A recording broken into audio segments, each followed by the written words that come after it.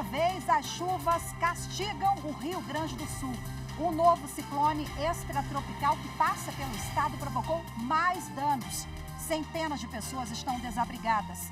O Ministério Público Gaúcho abriu um inquérito para acompanhar a situação. Eu sou Rafaela Vivas e esse é um dos destaques do dia. Agora vamos aos demais.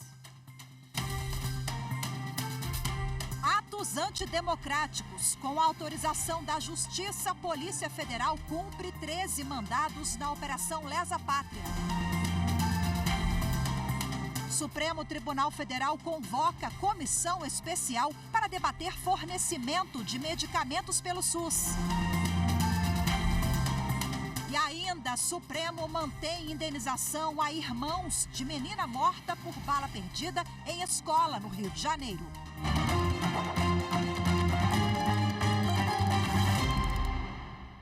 Com autorização da Justiça, a Polícia Federal cumpriu nesta quarta-feira 13 mandados na Operação Lesa Pátria, que apura os atos antidemocráticos do dia 8 de janeiro.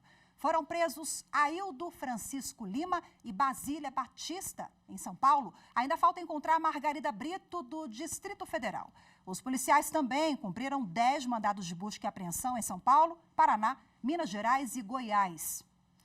Os envolvidos nas invasões e ataques às sedes dos 3 poderes da República podem responder por diversos crimes, entre eles de abolição violenta do Estado Democrático de Direito, golpe de Estado e destruição e deteriorização ou inutilização de bem especialmente protegido. O ministro Gilmar Mendes, do Supremo Tribunal Federal, convocou comissão especial para debater a estrutura de financiamento e medicamentos pelo Sistema Único de Saúde, o SUS, e a judicialização da saúde. O ministro é relator de um recurso extraordinário sobre o tema, com repercussão geral, que foi apresentado pelo governo de Santa Catarina. A primeira reunião está marcada para amanhã. O estado de Santa Catarina questiona se a União é responsável solidária em ações contra governos estaduais com pedido de fornecimento de medicamentos registrados na Anvisa, mas que não integram a lista padronizada do SUS. O ministro Gilmar Mendes considera que o enfrentamento adequado do tema exige uma abordagem que contemple todo o processo de prestação de ações e serviços de saúde pelo Estado. O ministro propõe 4 pontos de discussão: responsabilidade, custeio e ressarcimento pelo fornecimento de medicamento incorporado ou não incorporado pelo SUS, métodos extrajudiciais na solução de litígios, inclusive na esfera administrativa do SUS, monitoramento dos usuários do SUS e outros temas que surjam nos debates. A comissão deverá ser formada por representantes da União, do Fundo Nacional de Saúde, do Conselho Nacional de Saúde, da Conitec e da Anvisa, representantes dos estados e dos municípios. O Senado Federal, a Câmara dos Deputados e o Tribunal de Contas da União também poderão indicar representantes na condição de observadores ou consultores. O prazo inicial de duração dos trabalhos vai até 18 de dezembro. Daqui a pouco tem sessão plenária no Supremo Tribunal Federal. Será a última presidida pela ministra Rosa Weber. Amanhã, o ministro Luiz Roberto Barroso toma posse como presidente da Corte. Na sessão de hoje, o colegiado deve fixar a tese de repercussão geral em relação à demarcação de terras indígenas. Também está prevista na pauta de julgamentos a análise de uma ação que questiona a norma de Minas Gerais sobre remoção de magistrados. O relator da ação direta de inconstitucionalidade é o ministro Ricardo Lewandowski, que apresentou o voto antes de se aposentar em abril. A reportagem é de Marta Ferreira. A ação foi proposta pelo Procurador-Geral da República, alegando ser inconstitucional artigo de uma lei complementar estadual de 2001 de Minas Gerais, que permite a remoção de magistrados para outra vara da mesma comarca, mesmo em se tratando de vaga a ser provida por antiguidade. A ADI começou a ser julgada no plenário virtual sob a relatoria do ministro Ricardo Lewandowski. Antes de se aposentar em abril, ele acolheu o pedido do Procurador-Geral da República. O relator considerou que a norma mineira não poderia ter estipulado regras de movimentação na carreira e critérios para a remoção dos magistrados que não estão previstos na Constituição e na Lei Orgânica da Magistratura Nacional, a LOMAN. A maioria dos ministros seguiu o voto do relator, vencidos os ministros Gilmar Mendes e Edson Fachin. A ministra Carmen Lúcia não participou do julgamento, pois se declarou impedida. Agora o resultado será proclamado em sessão presencial. O Tribunal de Justiça do Distrito Federal e Territórios tornou réu o ex-presidente Jair Bolsonaro por incitação ao crime de estupro. Em 2014, Bolsonaro, que era deputado federal, afirmou na Câmara dos Deputados que a deputada Maria do Rosário, do Partido dos Trabalhadores do Rio Grande do Sul, não merecia ser estuprada, porque, segundo Bolsonaro, ele a considera muito feia e não faz seu tipo. A decisão é do juiz Omar Dantas de Lima. A ação penal aberta pelo TJDFT não significa uma condenação pelos crimes, mas que Bolsonaro passou a ser considerado formalmente acusado. Só ao final do processo e após novas chances de defesa, a Justiça poderá considerá-lo culpado ou não. O Tribunal Superior Eleitoral negou recurso contra a decisão do Tribunal Regional Eleitoral do Ceará, que cassou o mandato e o diploma do vereador Francisco Auricélio Vieira. Eleito nas eleições de 2020 no município de Mauriti, Auricélio foi condenado por compra de votos e corrupção eleitoral. Por unanimidade, os ministros acompanharam o entendimento do relator, ministro Benedito Gonçalves. Em seu voto, o ministro Benedito destacou diversas provas da compra de votos. Inúmeros diálogos extraídos do celular do candidato revelam a oferta de benesse a outros eleitores em troca de voto, dentre os quais, a título exemplificativo, o seguinte: resposta de Auricélio para Kennedy, realizada em 15 de 1 de 2020. Eu não deixei ninguém à vontade, mas a gente tem que deixar à vontade as pessoas. Eu dizia, deixa à vontade, fique à vontade, né? Eu quero saber do meu dinheiro, eu quero saber dos votos, dou provimento ao agravo para conhecer do RESP e negar-lhe provimento. O Tribunal Superior Eleitoral atualizou na sessão administrativa desta terça-feira a lista de entidades fiscalizadoras do Código-Fonte e do Sistema Eletrônico de Votação. O Supremo Tribunal Federal e as Forças Armadas deixaram de integrar o rol de instituições que acompanham as auditorias das urnas e dos sistemas eleitorais. A decisão foi unânime. O relator da instrução, ministro Alexandre de Moraes, explicou que o Supremo já analisa ações e recursos contra decisões do TSE e que, por isso, não há necessidade de ser uma entidade fiscalizadora. Já em relação às Forças Armadas, ele explicou que a participação não se mostrou necessária, além de ser incompatível com as funções constitucionais da instituição.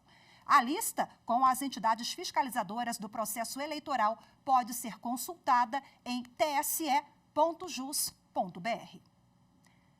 A seguir, vamos saber como o Ministério Público do Rio Grande do Sul está atuando nos trabalhos no estado para ajudar as vítimas das enchentes. As informações em instantes. Voltamos já.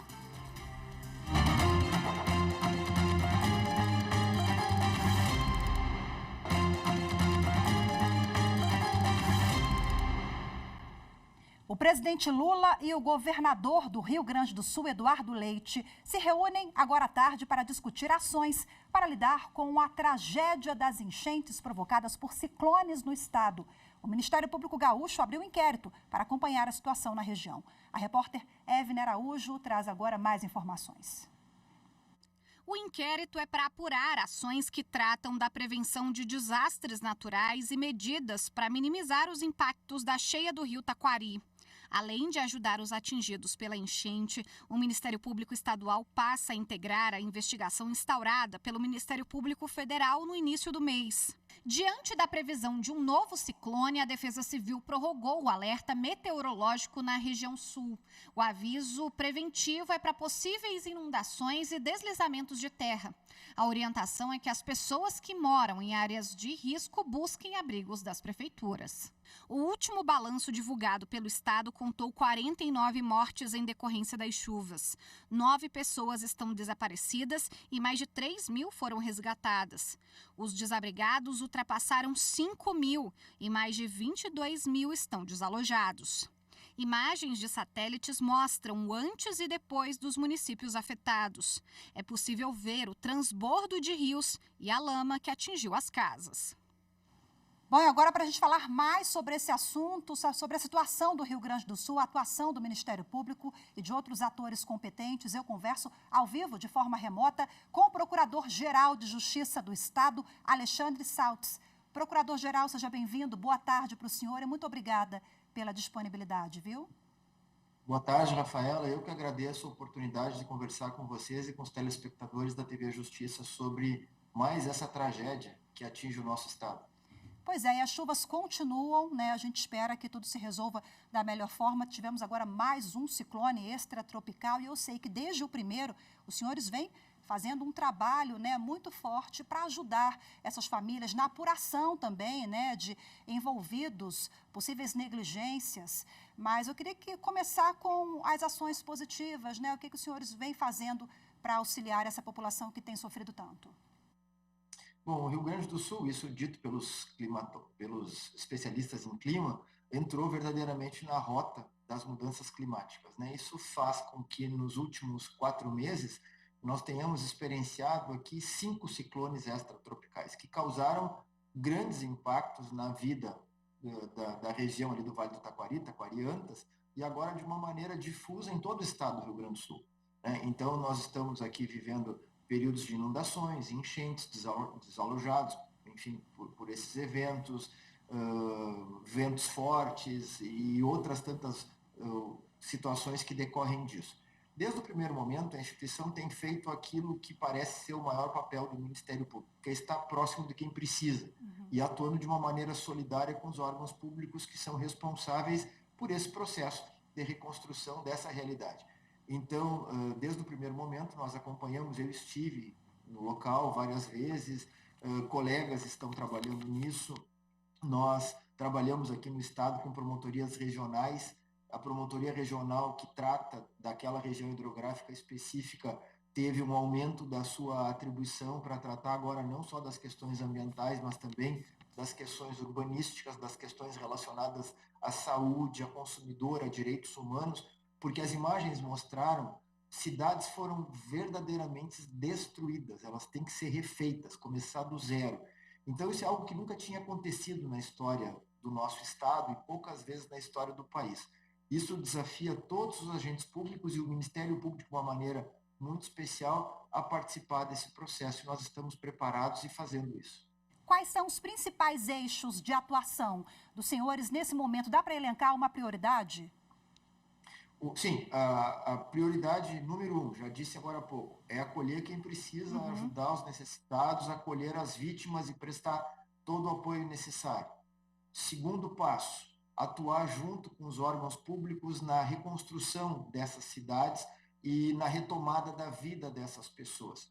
Isso vai implicar algumas mudanças de localização. Nós não podemos permitir que as pessoas voltem a habitar áreas que são consideradas como área de risco.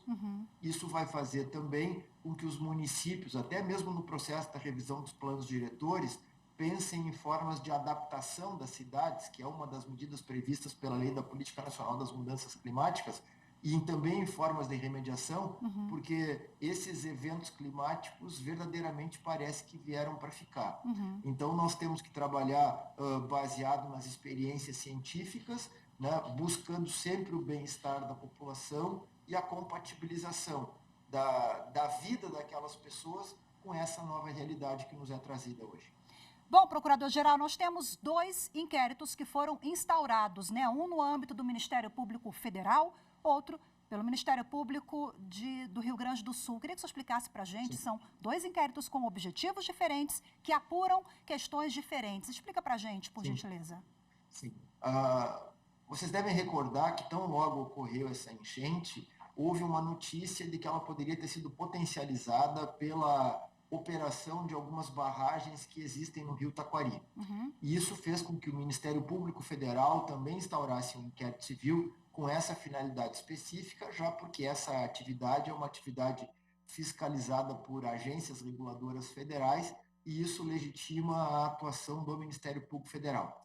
Nós, no Ministério Público Estadual, buscamos, através de um inquérito civil, monitorar a reconstrução das cidades, buscar as formas de acolhimento e acompanhamento das vítimas e das famílias que precisam disso e nos aproximarmos dos órgãos e dos gestores públicos para, em conjunto, dialogarmos e acharmos as melhores formas de restauração da vida, daquilo que for possível isso acontecer. Deixando claro que a investigação do Ministério Público não busca investigar pessoas, ela busca apurar fatos, né? E buscar, a partir dessa apuração e com base na ciência e no conhecimento recolhido até agora, buscar formas de prevenção para que isso não mais se repita.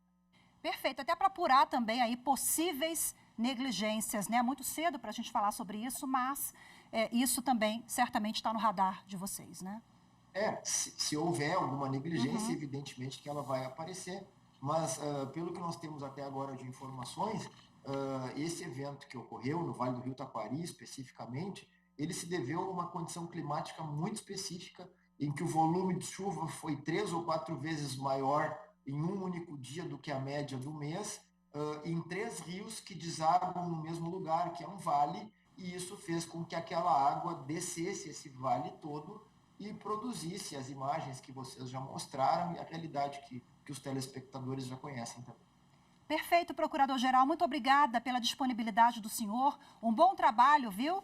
Para o senhor e para todos os envolvidos. Eu sei que vocês estão no mutirão aí para poder, né, dar mais um consolo, um conforto e apoio que essa população precisa nesse momento. Muito grata. Eu que agradeço a oportunidade. O Ministério Público está ao lado dessas famílias. Nós colocamos estruturas móveis nossas lá para acolher essas famílias, para atender e estar próximo de quem realmente precisa da instituição nesse momento. Muito obrigado pelo espaço. Uma boa tarde a todos. Obrigada. Tchau, tchau.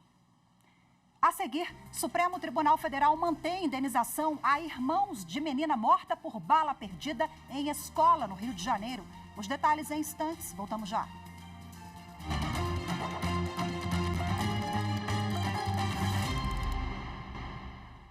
A Justiça Federal determinou a realização pela Polícia Federal de nova perícia em todas as armas que estavam com os policiais rodoviários federais e no fragmento de bala que atingiu uma criança de 3 anos após abordagem no Arco Metropolitano em Seropédica, no Rio de Janeiro. Heloísa dos Santos, a menina de 3 anos, ela foi atingida na cabeça e na coluna e morreu no último dia 16. A decisão acolheu os argumentos do procurador da República, Eduardo Benones, de que as realizações das novas perícias evitam futuras alegações de nulidade do procedimento efetuado pela Polícia Civil do Estado do Rio de Janeiro. O Supremo Tribunal Federal manteve a determinação de indenizar irmãos de uma menina morta por bala perdida em uma escola do Rio de Janeiro. O plenário da Corte rejeitou o recurso do município contra a decisão da ministra Rosa Weber.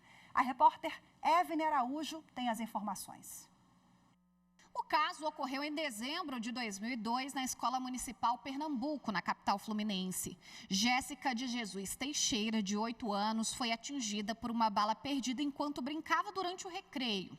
De acordo com o Tribunal de Justiça do Rio de Janeiro, ao receber estudantes na rede pública de ensino, o Estado assume o compromisso de preservar a integridade física dos alunos. Ainda de acordo com a decisão, mesmo sabendo dos riscos decorrentes de constantes conflitos entre traficantes nas proximidades, os agentes públicos que administram a unidade escolar não tomaram as providências necessárias para cumprir o dever de guarda e vigilância das pessoas sob os cuidados da escola. Por unanimidade, o Supremo Tribunal Federal negou o recurso em que o município do Rio pretendia afastar a responsabilidade pela morte da estudante. Com isso, ficou mantida a decisão do Tribunal de Justiça Estadual que condenou o município a pagar R$120 mil por danos morais aos 3 irmãos da menina. A decisão do colegiado, em julgamento realizado no plenário virtual, confirma o entendimento individual da presidente do STF, ministra Rosa Weber, de que seria necessário reexaminar fatos e provas para se chegar à conclusão diferente da decisão de 2º grau, o que não é possível pela jurisprudência do Supremo. A segunda turma do Superior Tribunal de Justiça manteve multa contra a Petrobras por acidente na plataforma P-36 e cita falta de responsabilidade ambiental. Mais detalhes na reportagem de Jéssica Castro. Por unanimidade, os ministros do colegiado mantiveram o acórdão do Tribunal Regional Federal da 2ª Região, que, confirmando a sentença de primeiro grau, estabeleceu multa de R$ 5 milhões contra a Petrobras pelo derramamento de óleo no acidente com a plataforma P-36 no litoral do Rio de Janeiro em 2001. A multa foi aplicada pelo IBAMA devido à poluição ambiental causada pela destruição da estrutura após uma série de explosões, que resultou ainda na morte de 11 pessoas. Ao não conhecer do recurso da Petrobras, que pedia a anulação do auto de infração, o colegiado lembrou que o acidente, ocorrido há mais de 20 anos, teve repercussão internacional e foi classificado como de extrema gravidade ambiental. Na época, a P-36 era considerada a maior plataforma semissubmersa de produção de petróleo do mundo. Segundo a Petrobras, a pretensão de executar a multa estaria prescrita devido ao decurso do prazo de 5 anos desde o trânsito em julgado do processo administrativo que confirmou o auto de infração. O relator, ministro Francisco Falcão, destacou que as instâncias ordinárias afastaram a ocorrência de prescrição no caso e ressaltaram que, ao longo do processo administrativo, a Petrobras buscou todos os meios para o exercício de defesa, não tendo havido inércia da administração pública em concluir o procedimento de confirmação do auto de infração. O relator ressaltou que, ao confirmar a multa administrativa, o TRF2 mencionou um relatório técnico, segundo o qual a destruição da P-36 provocou o derramamento de cerca de 6 mil litros de óleo no mar, formando uma mancha marítima de 8 quilômetros quadrados, que afetou a flora e a fauna. A sexta turma do Tribunal Superior do Trabalho reconheceu o direito de 2 cuidadoras do Rio Grande do Norte de receberem horas extras pelo período que extrapolou os limites diário e semanal da jornada de empregado doméstico. O entendimento de que cabia a elas comprovar a jornada extraordinária foi afastado pela turma, que declarou que a obrigação de controle de horários é do empregador. Daniel Vasques. Na reclamação trabalhista, as empregadas de Ceará-Mirim, no Rio Grande do Norte, relataram que haviam sido contratadas para cuidar da mãe do empregador. De acordo com as cuidadoras, elas se revezavam em turnos de 24 e 48 horas e, por isso, pediram o pagamento de horas extras.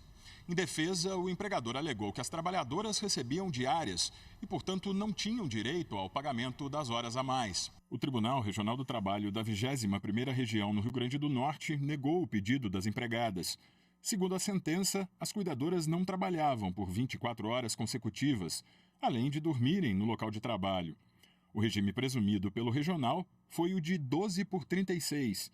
Nesse caso, elas trabalhariam 12 horas e permaneceriam o restante do tempo exercendo atividades individuais ou repousando, e depois tinham um dia inteiro de folga. O TRT entendeu que cabia às cuidadoras comprovar as alegações sobre as horas extras, mas elas não apresentaram testemunhas. O acórdão do regional apontou que elas ficaram inertes e preferiram aventurar-se na demanda trabalhista sem nada provar. As cuidadoras recorreram ao TST. O relator na sexta turma, desembargador convocado José Pedro de Camargo, apontou que o regional foi categórico ao reconhecer que as cuidadoras exerciam jornada de 12 por 36 e que elas ficavam à disposição e pernoitavam no local de trabalho. Por outro lado, não faz menção a nenhum documento apresentado pelo empregador para comprovar a adoção desse regime ou de controle de jornada. O desembargador citou o artigo 12 da Lei Complementar 150 de 2015, que dispõe sobre o contrato de trabalho doméstico. O artigo exige que o empregador mantenha algum tipo de controle da jornada praticada pelo empregado. No caso do regime especial da jornada 12 por 36, a celebração de acordo deve ser por escrito. Nota-se que o regional imputou às reclamantes o ônus de comprovar a jornada alegada da inicial, o que contraria a jurisprudência majoritária desta Corte, como demonstra a súmula 338, inciso 1º, ainda mais considerando a obrigação legal imposta e peculiar da Lei Complementar 150. No caso de doméstico, a própria lei atribuiu esse ônus ao empregador. Em síntese, os recorridos não se desincumbiram do ônus que lhes cabia, presumindo-se verdadeira jornada alegada pelos reclamantes. na inicial, sendo devido ao pagamento das horas que extrapolam o limite diário e semanal, com acréscimo de 50%. Assim, por unanimidade, a sexta turma do TST reconheceu o direito das duas cuidadoras de receberem as horas extras. O caso transitou em julgado e não cabe mais recurso.